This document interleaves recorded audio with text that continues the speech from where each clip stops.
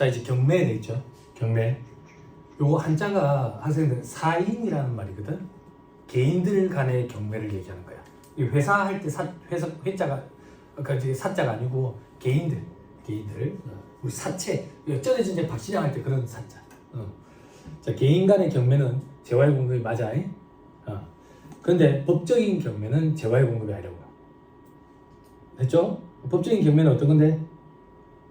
국세징수법에 따른 공매, 그리고 법에 따른 경매, 민사집행법에 따른 경매 이런 건데, 여러분들은 국세징수법, 민사집행법 이런 거 암기할 필요 없고 그냥 법에 따른 경매, 공매는 재화의 공급이 아니구나 이렇게만 기억하면 돼요.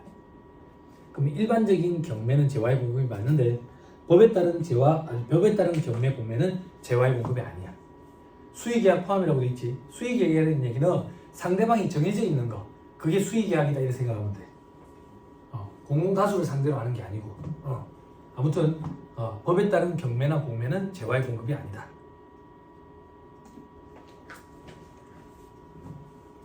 그쵸? 자, 그 밑에 수용도 재화의 공급으로 보는데, 도시 및 주거환경 정비법, 공익사업을 위한 토지 등 취득 및 보사행하는 법률 등에 따른 수용에서 수용 대상인 재화의 소유자가 수용된 재화에 대한 대가를 받는 경우에는 재화의 공급으로 보지 않는다 돼 있죠. 뭔 말이야? 무슨 법 이런 거 기억할 필요 없어요. 그냥 수용도 재화의 공급으로 본다. 됐어요? 그 다음 법에 따른 수용은 세 번째 줄 재화의 공급으로 보지 않는다. 이렇게 기억해야 돼. 됐어요? 다시 수용도 재화의 공급이다. 법에 따른 수용은 재화의 공급이 아니다. 됐나요? 됐어요? 그 옆에 화살표 옆에 시행자와 소유자 중 누가 재화를 철거했는지 불문하고 재화의 공급이 아니다 되있지. 그죠? 요거는 말문제 보기로 구성할 수 있거든. 이건 조금만 설명해 줄게. 제발. 라떼 이해해 해야 돼. 또. 자, 봐봐. 내가 건물이랑 토지를 갖고 있어. 건물이랑 토지를 갖고 있다고. 건물이랑 토지를 갖고 있는데 여기에 길이 날 거래. 그래서 내가 이 건물과 토지가 국가에 수용된다고. 국가에 수용돼. 그럼 국가 입장에서 이걸 사업을 시행하는 시행자가 있거든. 시행자. 그럼 나는 건물과 토지를 이 시행자한테 넘기는 거야. 시행자한테. 우리 아직 공부 안 했어. 우리 아직 공부 안 했는데 부가가치세법은 건물의 공급은 과세야. 토지의 공급은 면세야. 됐어요? 됐나요? 그런데 가만 생각하니까 시행자한테 누구한테 넘기봐야 건물은 필요 없잖아. 땅만 쓸 거잖아. 도로 낼 거니까. 그래서 건물을 내가 철거하고 넘겨. 그러면 토지만 넘기는 거니까 면세지. 근데 건물을 시행자가 철거하면 건물의 공급은 과세지. 그지? 과거에는 이랬어. 어떤 형태냐에 따라서 과면세 여부가 달라졌거든. 달라졌는데 이게 무슨 의미가 있냐 해가지고 개정을 일으켜가지고 이 건물을 내가 철거하든 시행자가 철거하든 다 그냥 면세로. 됐죠?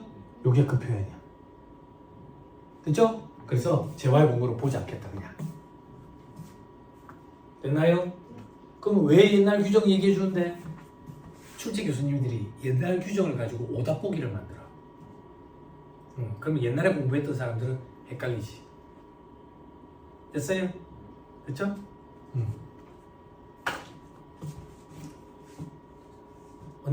언니 그 볼펜이 마음에 들어요? 볼펜 저기 선생님 이런 거 쓸 생각은 없고? 없어요. 아니 걱정이 돼서 그런다. 우리가 계산기를 두드릴 때 이렇게 끼고 두드린다고. 나중에 이 볼펜을 딴 걸로 바꾸잖아요. 이 계산기 못하나요? 제트스트링 갖고 계세요? 너는 이거 쓸 거야? 리필이 안 되는 걸로 쓸 거야? 리필 되는 걸로 쓸 거야? 이 제트스트링 고지식 바닥에서 쓰는 볼펜이 리필이 되는 게 있고 리필이 안 되는 게 있거든요. 이것도 장단점이 있어요. 저는 처음에 리필이 되는 이런 걸 쓰다가 리필이 안 되는 걸로 바꿨거든요. 바꾼 이유가 뭐냐면 2차 시험 답안은 그 당시 B4 사이즈로 몇십 장 쓴다 했잖아. 그래서 지금 A4 사이즈로 바뀌었으니까 더 많이 쓸 거 아니야. 그러면 시험장에 가서 답안 쓰는 것뿐만 아니라 우리가 시험장에 가기 전에도 연습을 엄청나게 많이 하게 될 거잖아. 그래서 막 수험생들이 손목 터널 증후군이 오니 막 이런 소리 한다고. 손도 막 아프고. 그래서 수험생들이 어떻게 하냐면 그 어린 애기들 연필잡이 연습하는 그 도구 알아요? 연필 이렇게 잡는 연습? 그거 성인용이 있어요. 성인용이. 그래서 고시생들이 그 성인용을 끼워가지고 이렇게 쓰거든. 그러면 이제 손에 부담이 좀 덜 가. 무리가 좀 덜 간다고. 근데 이 리필이 가능한 볼펜은 여기가 두꺼워가지고 그게 안 들어가. 리필이 안 되는 거는 딱 맞고. 안 맞고. 그래서 저는 리필이 안 되는 걸로 중간에 바꿨거든. 아무튼 제가 드리고 싶은 얘기는 여러분들이 이런 내용을 제가 말씀을 드렸으니까 처음부터 하나를 딱 정해놓고 꾸준히 쓰면 도움이 될 거야. 중간에 이렇게 바꾸면 계산기 두드리는 내 손이 어색해가지고 오타가 나. 처음부터 하나 딱 해가지고 신경 써가지고 하나 딱 정해가지고 계속 그걸로. 볼펜 비싸져요? 응? 1,200원? 1,500원? 볼펜도 비싼데 학교 갈 때까지 20자루 정도 쓰면 학교 가는데 지장 없어. 그때까지는 20자루 정도만 쓰면 돼. 그러니까 그 돈이면 된다라고 생각하고 하면 돼. 자, 다시 돌아올게요.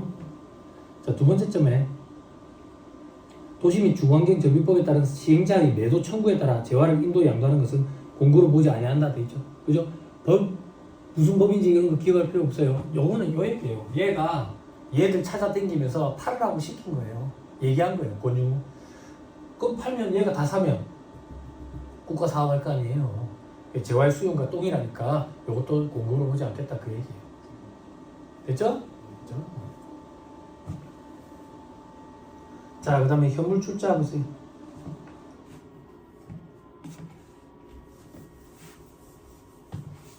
회계 시간에 현물 출자 공부했죠? 안 했죠? 했죠? 안 했죠? 이건 안 했다고 절대 거짓말을 못해. 왜? 여러분들 공부하는 중국의 기억력에 이게 두 군데 나온다고. 똑같은 게 두 번이나 나와. 유형자산에 한 번 나오고 자본 파트에도 한 번 나오고 현물 출자. 그럼에도 불구하고 계속 여러분들은 포커페이스를 하면 안 돼. 포커페이스 내가 해야 돼. 강의하는 강사가. 그래야 내가 좀 재밌지. 그지? 여러분들 포커페이스 하면 서로 다 재미없어. 현물 출자가 뭐예요? 친구야, 우리 회사에 주주가 좀 되라. 어떻게 하면 주주 될 수 있는데? 돈 주면 되지. 돈 봐. 돈이 없는데? 괜찮다. 내 들은 얘기했는데 네 어제 아버지한테 땅 받은 거 있다며. 그 땅으로 줘라. 땅으로. 그리고 내가 주식을 줄게. 이 현물 출자라고. 현물 출자. 출자와 출연은 달라요. 출연은 공짜로 주는 거고 출자. 그럼 저를 봐봐. 분개 끊을게. 분개. 아버지한테 받았다고 볼게. 아버지한테 나 땅을 받았다. 토지. 그리고 나는 뭘 발행해줬어? 이 친구한테 주식 발행해줬지? 그럼 자본금이 늘어날 거 아니야. 자본 파트에서 자본금 어떻게 구성되는지 공부했죠? 발행 주식 총수의 액면가액 곱하죠. 자본 파트 공부했죠? 상권의 제일 마지막 파트. 응? 상권의 제일 마지막 파트. 안 했어? 자본 안 했어? 안 봤어? 정태하겠어. 내가 다 해야 되잖아. 내가 다 해야 되잖아 또. 그치? 하면 되지. 그치? 즐거운 마음으로 하면 되지. 그죠? 도라이 아니에요. 도라이 아니에요. 그죠? 요걸 비비고 또 이제 정태하 기사한테 술 한잔 얻어 먹어야지. 네? 네. 세법이 할 게 많아지는 거야. 특별반대. 이미 특별반대 세법은 시험 수준까지 깊이 들어가는데, 그지? 나머지 과목들은 위에 반에서 들어가니까 밑에 반에서 세법 강의가 참 힘들다고. 그죠? 이걸 근데 또 한번 맛을 봐가지고 다음 시간부터 이번 얘기하면 무조건 안 배웠다. 무조건 종합반에서 한다더라. 또 이래 할 거라고. 이게 사람이 학습이 참 무섭다고. 그지? 조 교수님 그죠? 우리 같은 대학에 몸담고 있잖아. 조 교수님 거기 근로소득자죠? 나도 거기 근로소득자야. 난 총장님이랑 근로계약이 이루어져 있어. 그지? 물론 이제 파리 목숨이 1년짜리 달기 계약이지만 우리는 같은 배를 탔으니까 좀 도와줘야 된다고 거짓말하면 안 되고 배웠으면 배웠다 이렇게 그죠? 조 교수님은 무슨 과에 있어요?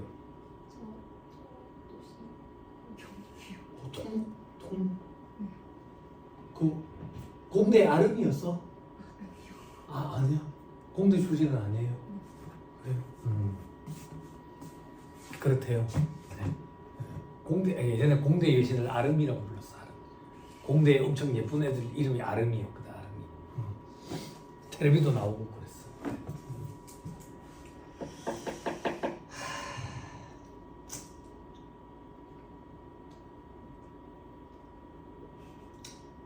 한번 보세요. 자, 부분재무상태표 그려볼게. 이런 건 알지? 자산, 부채, 자본 이런 건 알지? 무시하는 거야 이제. 어? 자존심 상하라고 무시하는 거라고. 어? 도대체 어디까지 알고 있냐고. 자산, 부채, 자본이죠. 자본의 방이 5개가 있어. 국제회계 기준은 자본을 어떻게 구분해라는 얘기가 없어. 그냥 너무 편한 대로 알아서 해라. 그런데 우리나라 일반 기업회계 기준에서는 5가지로 구분을 해.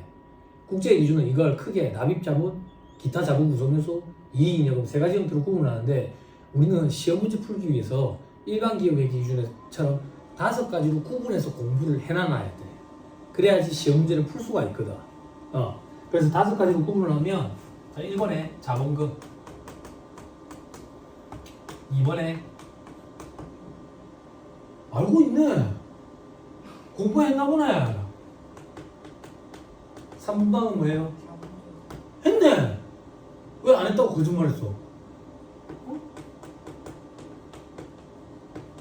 4번방은 뭐예요? 4번방이 뭐예요? 너 이름 뭐라 그랬지? 동우. 빨리 4번방이 뭐야? 기타? 기타? 기타? 끝까지 해줘. 어문정 하지 말고 어문정 해가지고 한 문제도 못 풀어. 기타 포괄 손이 누계치가 와야 돼.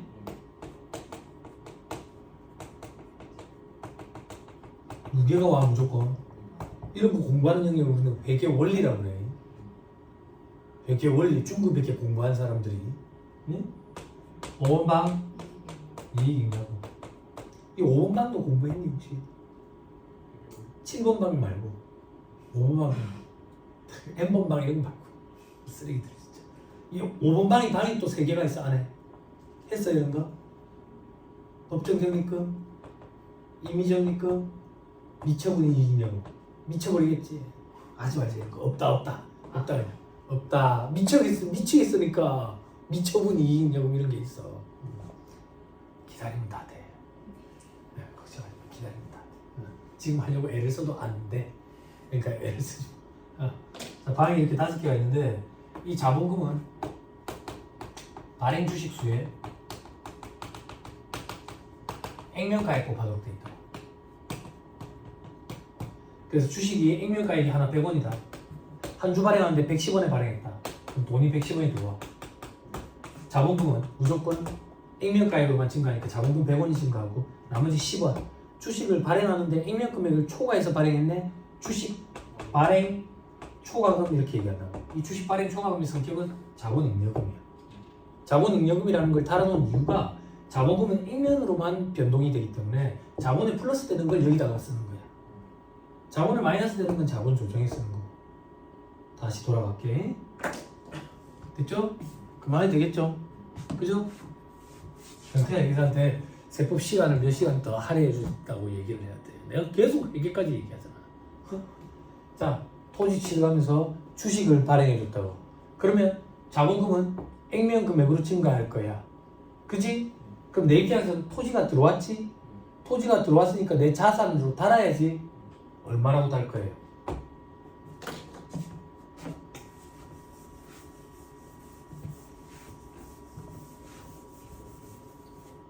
유형자산 공부했죠? 유형자산의 정의가 어떻게 돼요? 사장님, 기계장치 뭐 하나 사서 갖고 있어요.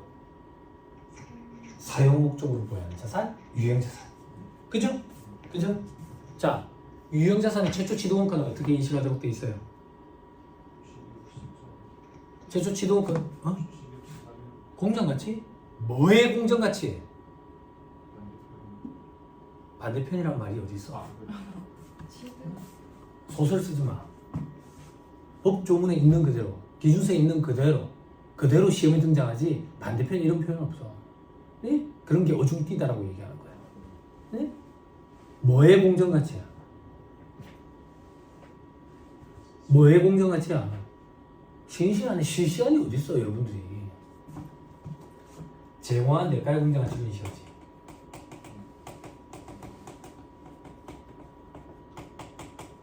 그죠? 일반적으로 제공한 대가가 돈이라고. 그럼 돈이 공정가치를 제일 잘 나타내주니까 그 금액대로 토지를 닮은데, 자, 제공한 대가 공정가치. 요번에 제공한 건 뭐야?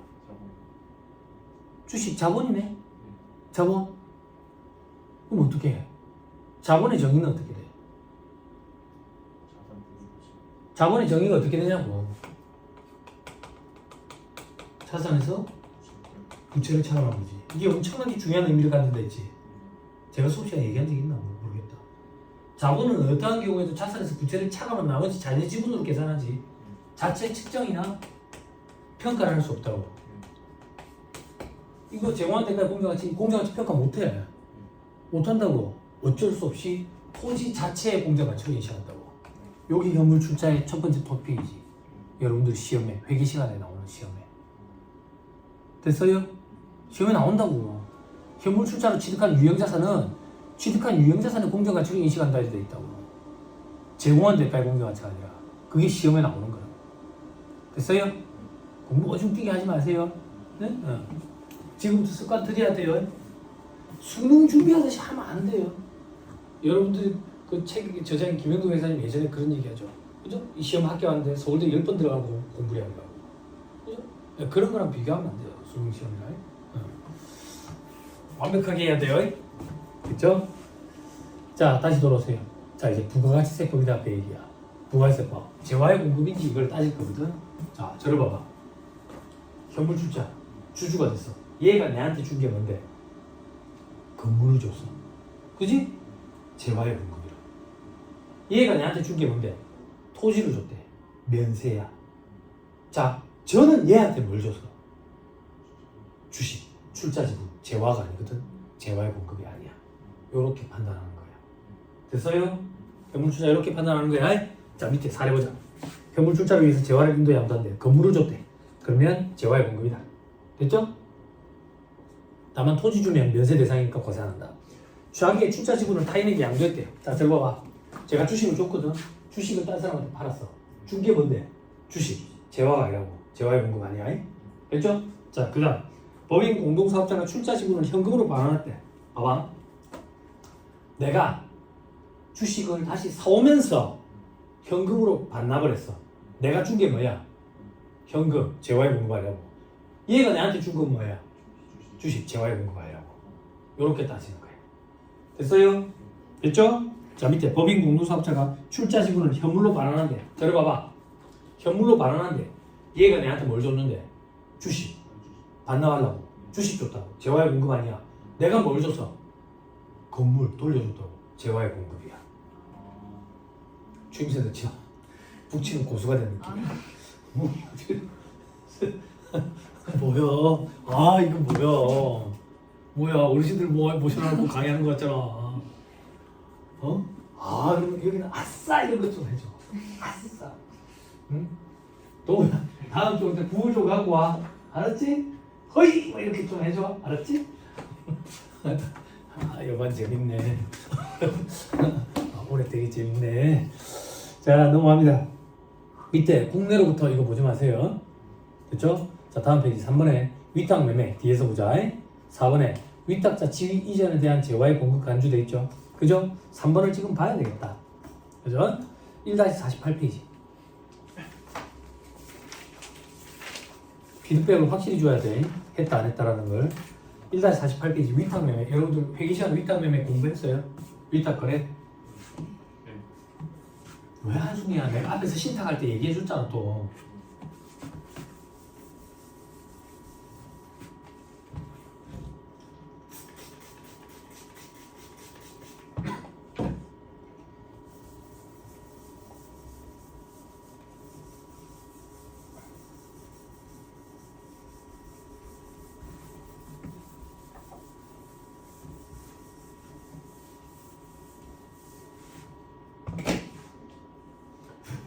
컴퓨터 가지고 했잖아. 내가 용산 제작상에서 컴퓨터 떼왔다고. 근데 팔려고 생각하니까 날씨가 더워가지고 이제 귀찮은 거야. 그래서 쿠팡 대신 팔아달라고 못하겠어. 그래서 내 창고에서 쿠팡 창고를 보내놨다고. 그럼 내 창고에는 없지. 그럼 내 게 아니야? 내 거 맞지? 이걸 우리는 적소품이라고 표현하면 되지. 그지? 그럼 쿠팡이 판매한 시점에 내가 제품 판매를 한 수익을 인식한다고. 그 수익이 뭔데? 매출. 그지? 이걸 쏘려고 하면 나는 위탁자가 되지. 쿠팡은 수탁자. 이런 거래를 뭐냐? 위탁매매, 위탁거래. 그치? 소리말로 다시 바꿀게. 위탁거래에서 위탁자의 제품 판매를 하는 수익은 수탁자가 판매한 시점에 인식한다고. 수탁자는 판매 수수료만 수익으로 인식하지. 됐어요? 됐어요? 자, 이제 부가세법으로 오자 그 얘기야. 부가세법으로. 자, 도대체 언제 재화의 공급이 일어나냐 이거야. 위탁자가 수탁자 창고로 옮겨놨을 때 재화의 공급이냐? 아니지. 아니지. 그럼 언제 재화의 공급인데? 수탁자가 판매하는 시점에 위탁자의 재화의 공급이지. 그치? 그럼 조금만 더. 공급 시기는 어떻게 됩니까? 위탁자가 수탁자한테 넘겨줄 때가 공급 시기입니까? 수탁자가 판매하는 시점이 위탁자의 공급 시기지. 그때 위탁자가 세금계산서를 발행하도록 돼 있다고. 됐어요? 됐나요? 됐어요? 그런데 위탁자가 너무 많아. 진짜 쿠팡처럼. 너무 많은 거야. 그래서 수탁자 입장에서 위탁자를 일일이 다 관리하기가 힘들다 가정하는 거야. 그런 경우에는 위탁자가 수탁자한테 넘겨준 거 재화의 공급, 거래 한계로 보고 수탁자가 판매한 거 또 별개의 거래로 볼 수도 있대. 이 두 가지를 다 기억해야 돼. 자, 143페이지. 공급간주. 위탁 매매에 의한 매매를 할 때는 위탁자가 직접 재화를 공급하거나 공급받은 것으로 본다. 7판. 얘가 판매할 때 얘가 판매한 거다 그 얘기야. 됐죠? 자, 그 다음 다만 해당 거래 또는 재화의 특성상 보관관리상 위탁자가 누군지 잘 모르겠대. 그런 경우에는 위탁자가 수탁자에게 재화를 공급하고 수탁자로부터 재화를 공급받은 것으로 본다. 요 얘기야. 얘들이 누군지 다 관리가 안 되면 여기서 여기로 가는 거 한 개의 별도의 거래, 여기서 여기로 가는 것도 한 개의 별도의 거래로 볼 수도 있다 그 얘기야. 됐죠?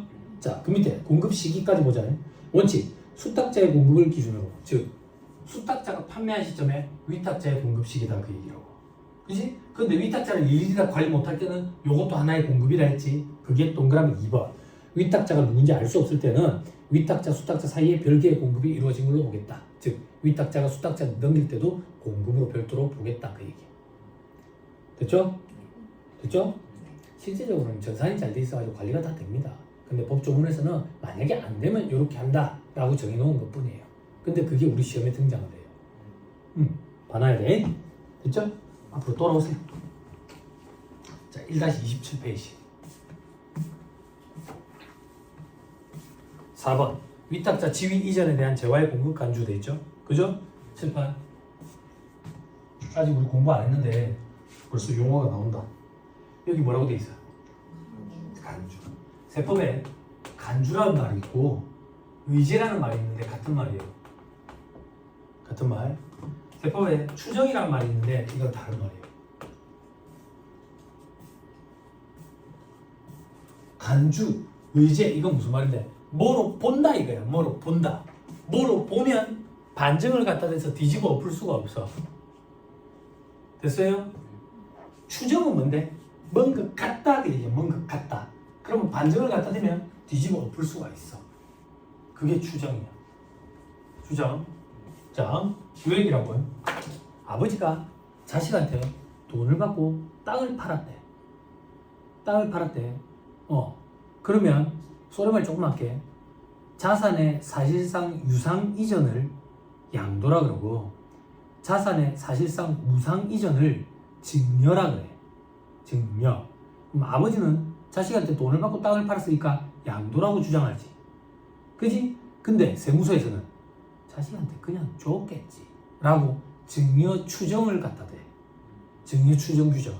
그러면 실질적으로 금융기관을 통해서 돈이 왔다 갔다 하고 이 자식이 지가 월급 받는 거 통해 가지고 은행에 통장에 요 정도 돈이 저축이 돼 있다라는 자금 추적에 대한 소명이 확실하면 증여가 아니라 양도로 봐준다고. 즉 증여 추정은 먼 것 같다, 증여인 것 같다, 반증을 갖다 대면 뒤집어 엎을 수 있는 게 진유 추정이에요.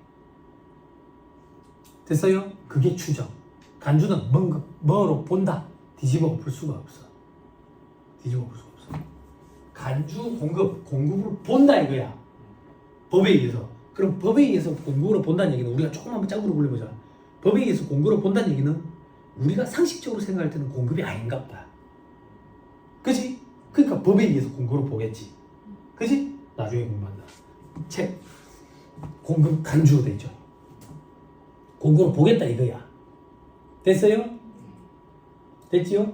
자, 신탁법에 따라 위탁자 지위가 이전되는 경우에는 기존 위탁자가 새로운 위탁자에게 신탁재산을 공급한 것으로 본다. 공급 간주. 됐어요? 이 경우에는 기존 위탁자가 부가세 납세 의무자가 된다. 당연해. 설명 들어봐. 나를 봐봐. 내가 우리 첫 시간에 신탁했었잖아. 머리 아프게. 부동산을 좀 맡겨놨다고 굴리달라고. 굴려놔서 그 부동산 내 거니까. 그지? 근데 위탁자의 지위가 이전됐다는 얘기는 그 부동산의 지위가 저 사람한테 넘어갔다는 얘기야. 그럼 내가 저 사람한테 팔았다는 얘기잖아. 그럼 그거야. 그럼 부가세는 누가 납부할 건데? 내가 납부해야지. 얘는 모를 거 아니야. 내가 저 사람한테 판 거를. 이렇게 가져가는 거야. 그렇죠? 원래 신탁과 관련돼 가지고는 수탁자, 신탁회사가 납세 의무자가 원칙이잖아. 근데 지금 이 경우에는 위탁자라고 해. 됐지? 자, 그다음 동그라미 그 밑에 점에 다만 신탁 재산에 대한 실질적인 소유권 변동이 있다고 어려운 경우로서 다음의 경우에는 재화의 공고를 보지 않겠대. 어떤 경우 동그라미 1번 집합투자기구의 집합투자업자가 다른 집합투자업자에게 위탁자의 지위를 이전한대. 됐어요? 자, 이건 무슨 말이냐면 내가 맡겨놨어. 굴리달라고 맡겨놨는데 얘는 나 같은 사람들 돈이랑 재산만 다 모아가 굴리는 거야. 다 모아가 굴린다고. 다 모아가 굴리는데 얘가 그걸 또 펀드에다가 투자하는 거지. 근데 얘가 다른 집합투자업자로 바뀌었대. 그건 내 소유가 달라진 건 아니지. 그지? 그래서 재화의 공급이 아니다 그 얘기야. 간단히 예를 들면 우리 한참 펀드 유행했었잖아. 내가 인도 차이나 펀드에 투자하다가 갑자기 브라질 펀드로 바꿨다고. 집합 투자업자가 바뀌었다고. 소유는 내 소유는 재화의 공급이 아니야. 됐죠? 집합 투자업자가 그런 사람들이라고 생각하면 돼. 펀드라고. 돈 같은 걸 모아가지고 채권에 투자할 건지 주식에 투자할 건지 혼합 형태로 투자할 건지 이런 사람들을 집합 투자업자 이렇게 얘기한다고. 페이퍼 컴퍼니들. 실체는 없고 돈만 모아가지고 이렇게 투자하는 거. 됐어요? 그죠? 자, 그 밑에 동그라미 2번. 신탁재산의 실질적인 소유권이 위탁자가 아닌 제3자에게 있는 경우 등 위탁자 지위 이전에도 불구하고 신탁재산에 대한 실질적인 소유권 변동이 있다고 보기 어렵대.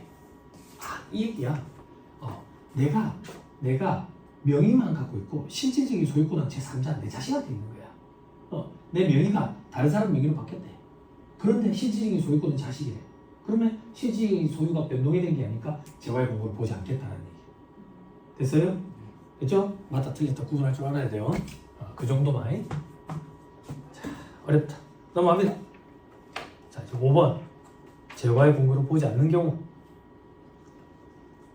그렇지가 하다 안 하면 그런가? 습도가 높아서 그러나? 비가 올 거라고. 4월 18일에 17일? 17일? 19일? 19일. 근데 꽃은 빨리 안 피고 화이단지에는 꽃이 만발해 있는데 집에 갖고 와오면 얼어버리고 속상하게 짜증나 죽겠네. 빨리 또 사다가 심어놨는데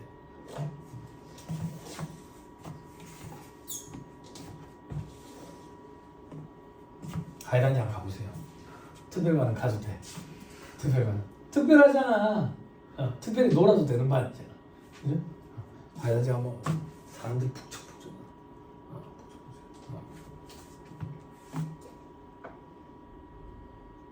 이번에 와이프 승인이 나가지고 유럽 분꽃이라는 꽃을 사왔거든. 유럽 분꽃. 저희 집에 있는 꽃들이 모양이 다 비슷한 게 와이프랑 저랑 수국을 좋아해요. 수국을 좋아해가지고 집에 있는 꽃들이 다 이런 형태. 불두와 설구와 유럽 분꽃 다 이렇게 수국처럼 이렇게 생겼어. 수국처럼 이렇게 생겼는데 이 분꽃이 여자 분 냄새가 난다고 분꽃이야. 그래 맡아보면 향수 냄새가 나. 꽃에서. 꽃의 향기를 딱 맡으면 어떤 느낌이 드냐면 주변에 누가 향수 뿌렸나? 이 꽃에서 나는 향기처럼 안 느껴져. 그 정도로 강해. 그리고 사다가 집에 다 이렇게 갖다 놓으면 얼마나 좋아. 호레비 냄새가 난다고. 그래, 안 그래?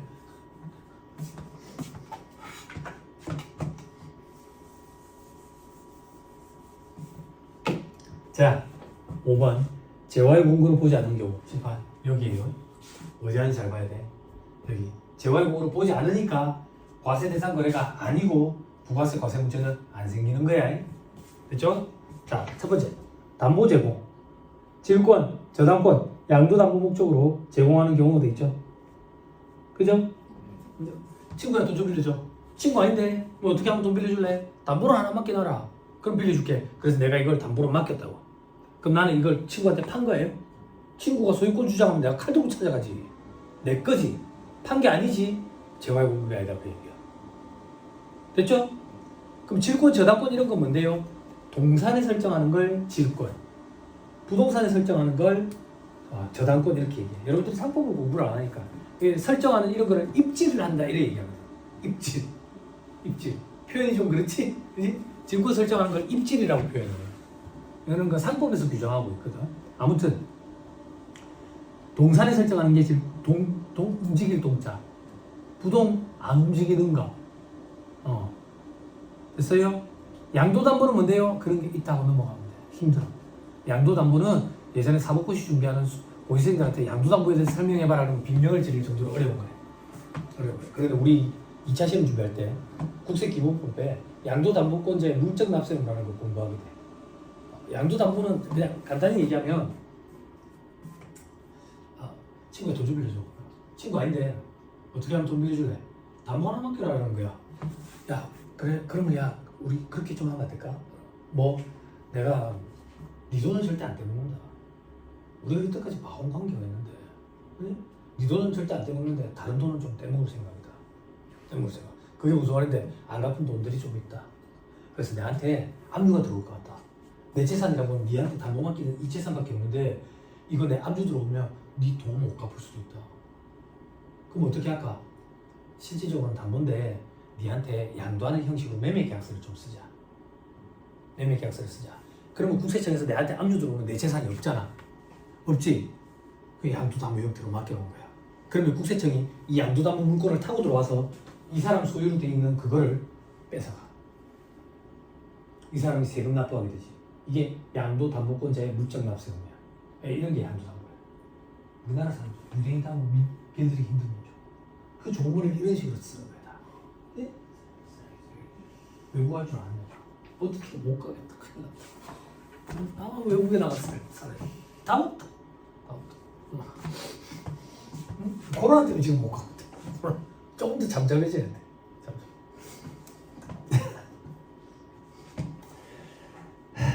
저는 와이프랑 처음에 그런 꿈을 꿨었거든요. 둘이서 처음에 이제 결혼하기 전에 돈이 없어가지고 주변 사람들이 도와줘가지고 결혼하고 그랬는데 돈 나중에 잘 벌면 외국 나가서 살자. 우리나라에서 애 안 키우고 싶다. 못 사는 나라도 괜찮으니까 이 경쟁이 좀 덜한 나라에서 애들 키우고 싶다 이랬는데 안 되더라고요. 이렇게 마음처럼. 주변에 보니까 몽골로 가가지고 애들 키우시는 분들 봤는데 너무 부럽더라고. 애들 그냥 뭐 바이올린 이런 거 가르치고 그래. 피아노 가르치고. 얼마 하지도 않아. 우리나라에서는 비싸지. 비싸니까 가르치면 본전 생각하는 거야 부모가. 애가 뭔가 성과를 내도록. 근데 외국에서는 얼마 안 하니까 그런 본전 생각도 없고 그냥 애 취미 활동을 하는 거야. 취미 활동? 그냥 생일 때 친구들 불러 모아놓고 지가 연주 하나 할 수 있으면 됐지 뭐 그 정도. 그렇게 좀 해보고 싶었는데 쉽지 않더라. 함익병 씨가 누군지 알아요? 함익병. 텔레비에 나온 의사 선생님. 함익병 씨가 예전에 그런 말 한 적이 있어요. 자식들 뭐 공부 빼놨는데 네가 내한테 그럴 수가 있어? 내가 네 학창시절 때 과외도 시키고 돈을 그렇게 투자했는데 나도 이제 조금 받아 먹어야 될 거 아니야. 근데 어디서 남자한테 이제 홀려가지고 그거한테 돈 다 갖다 바치고 부모를 내몰라라 해? 이러면 안 된다 이거야. 이러면 안 된다. 1억이 있을 때 내가 외제차를 뽑을 수도 있었는데도 불구하고 자식한테 투자한 이유는, 자식 유학 보내준 이유는 내가 그게 마음이 더 좋으니까 자식 유학 보내줬다 이거야.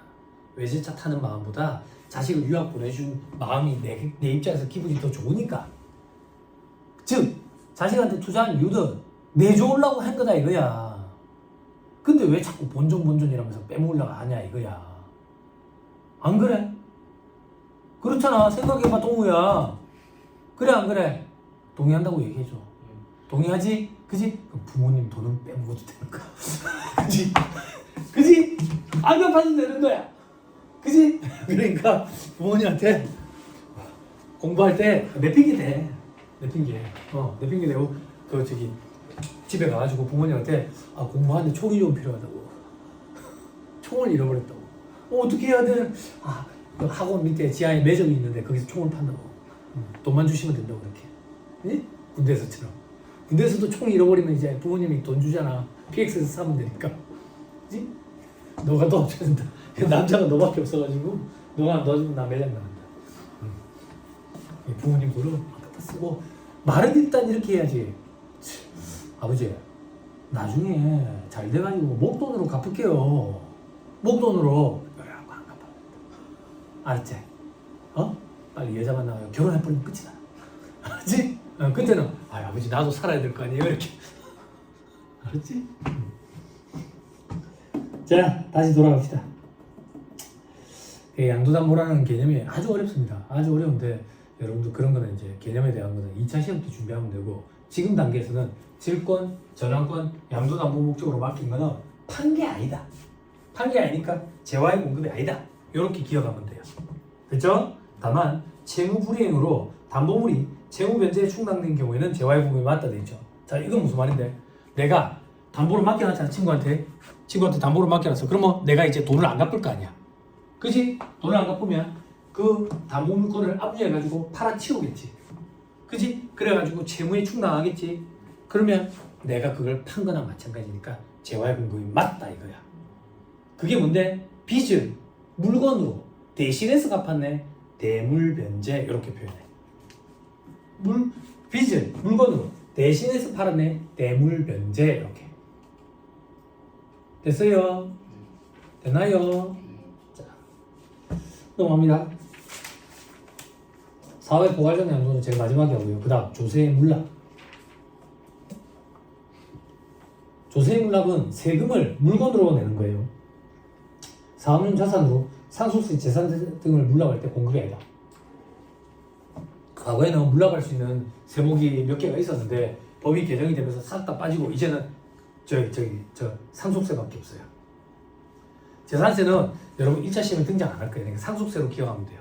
상속세. 재산세 중에 종합부동산세라는 건 물납 가능한데 그냥 상속세만 물납이 가능하다 이렇게 생각하면 돼. 그럼 다시 얘기하면 증여세는 물납 안 돼. 증여세 물납 안 된다고. 상속세만 물납이 돼. 그러면 물납이 도대체 뭔데? 예를 하나 들어보자. 나는 인생에 그럴 일이 없는데 아버지가 엄청난 부자인 거야. 아버지가 엄청난 부자인데 만약에 100억을 갖고 있다고 할게. 아버지가 갑자기 돌아가시게 된 거야. 고속도로에서 교통사고로. 즉 재산 정리를 못한 상태에서 돌아갈 수 있다고. 그래서 아버지한테서 내가 상속을 받게 되는데 건물 세 채로 상속을 받았어.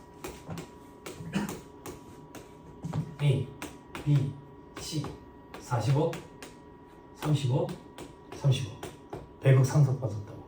그럼 상속세가 얼마인데? 한 40억 정도 될 거야. 40억 정도. 자, 그럼 어떤 건물을 팔아야 상속세 40억을 낼 수가 있어요? A? 아니. A를 팔아가면 답 없어. 왜? 상속세 신고 기한은 상속일이 속하는 달의 말일로부터 6개월 내거든. 상속 개시일로부터. 상속 개시일은 사망 시점이야. 병원의 의사가 사망 선고를 내리는 시점부터 6개월이 되는 달의 말일까지. 그럼 만약에 오늘 예로 들자. 오늘 몇월 며칠을 했어? 4월 19일, 5월, 6월, 7월, 8월, 9월, 10월 31일까지 상속세 신고 40억짜리 건물 6개월 안에 제가 받을 수 있겠어? 팔면? 급하게 파는데 그러면 다른 걸 또 팔아야 될 거 아니야. 내 재산적 손해가 너무 큰 거야. 그래서 그걸 완화해 주기 위해서 그냥 재산으로 물건으로 내라. 나중에 이 돈을 갚으면 다시 소유권을 넘겨주고. 요게 세금을 물건으로 냈네. 조세, 물납 이렇게 표현하는 거야. 됐어요? 들어봐. 조세를 안 내고 있네. 안 내고 있네. 그럼 나는 돈을 안 주고 있네. 돈을 안 주고 있으면 나는 빚이 져 있는 거지. 그럼 나는 채무자네. 후세청은 채권자고 그게 조세 채권이고 나는 조세 채무야. 그럼 나는 그 조세 채무를 물건으로 대신해서 갚았네. 대물변제네. 대물변제. 대물변제는 재화의 공고로 본다 했지. 조세의 물납이 없어. 조세의 물납은 대물변제에 해당함에도 불구하고 부가세를 과세하지 않아. 공금을 오지 않는다고. 됐죠? 그거까지 정리해놔야 돼.